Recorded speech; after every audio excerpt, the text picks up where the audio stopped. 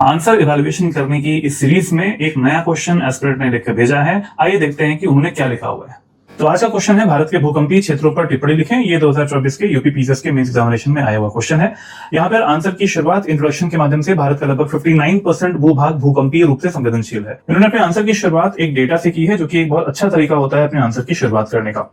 आगे बढ़ते हैं। ब्यूरो ऑफ इंडियन स्टैंडर्ड्स ने भारत को 4 भूकंपीय क्षेत्रों में विभाजित किया था, जिसे हाल ही में एक नए क्षेत्र या फिर जोन से अद्यतित किया गया है। यहाँ पर एस्पिरेंट से एक गलती हो गई है। आप देख पा रहे हैं पीआईबी का एक आर्टिकल है, यहाँ पर पार्लियामेंट के क्वेश्चन में है high risk seismic zone categorization of the Himalayan region. यहाँ पर जोनेशन नंबर 6 को पहले तो इंट्रोड्यूस किया गया था, लेकिन बाद में उसे हटा दिया गया है। तो आज के समय में हमारे इंडिया में जितने भी जोनेशंस हैं वो हैं 2, 3, 4 एंड 5। 6 यहाँ पर नहीं है। अब ये देखते हैं आंसर में क्या लिखा है। आंसर के इंट्रोडक्शन पार्ट में थोड़ा सा आंसर इंप्रूवमेंट करने के लिए भारत में भूकंप के जो कारण है वो मेंशन किए गए हैं। भारतीय प्लेट का यूरेशियन प्लेट से टकराव, सबको पता है कि कन्वर्जेंस यानी अपसरण की प्रक्रिया के कारण ऐसा हुआ है। भूवैज्ञानिक युवा क्षेत्र भी कई सारे हमें मिलते हैं, भ्रंश रेखाओं की उपस्थिति और मानवजनित और स्थानीय कारक, इसे हम छोड़ नहीं सकते हैं। अब आते हैं हमारे आंसर की शुरुआत करते हैं, यानी बॉडी पार्ट की शुरुआत करते हैं। इसको अलग से दिखाने के लिए, इंट्रोडक्शन से अलग करने के लिए हमने यहाँ पर एक शीर्षक डाला हुआ है, भारत के भूकंपीय क्षेत्रों का वर्णन किया है। क्योंकि हमारे एस्पिरेंट जो है इन्होंने जोनेशन नंबर 6 को इंट्रोड्यूस किया है, अपने आंसर में बताया है,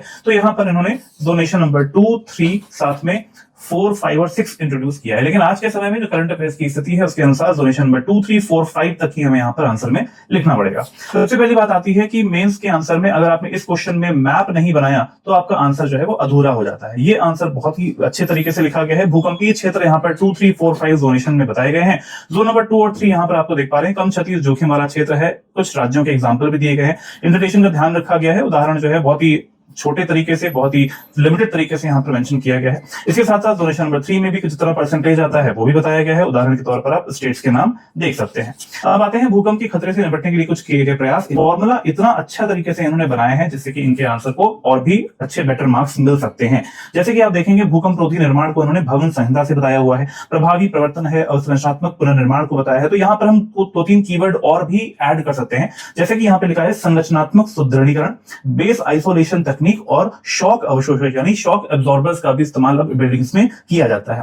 लास्ट में आते हैं निष्कर्ष पार्ट पे। आपको यहाँ पे हेडिंग नहीं डालनी है निष्कर्ष की, पैराग्राफ चेंज कर लेंगे तो आपका आंसर सही तरीके से चलता रहेगा। इनके आंसर में आप देख पा रहे होंगे कीवर्ड्स का जो यूज किया गया है वो बहुत ही बेहतरीन तरीके से किया गया है। आपको भी अपने आंसर्स में कीवर्ड्स का ऐसे इस्तेमाल करना है, डायग्राम्स का, माइक्रो डायग्राम्स का, मैप्स का ऐसे ही इस्तेमाल करना है, और जो भी स्पेसिंग है उसको पूरी तरीके से कंप्लीट करना है। बाकी प्रेजेंटेशन का पार्ट तो आपको पता ही है कितना मैटर करता है। कमेंट बॉक्स में जरूर बताइएगा कि आपको इनका आंसर कैसा लगा है, और नेक्स्ट आंसर को इवैल्यूएट करूंगा मैं अगले शॉर्ट्स में। तब तक के लिए बने रहिए इस चैनल पर, सब्सक्राइब जरूर करके जाइएगा।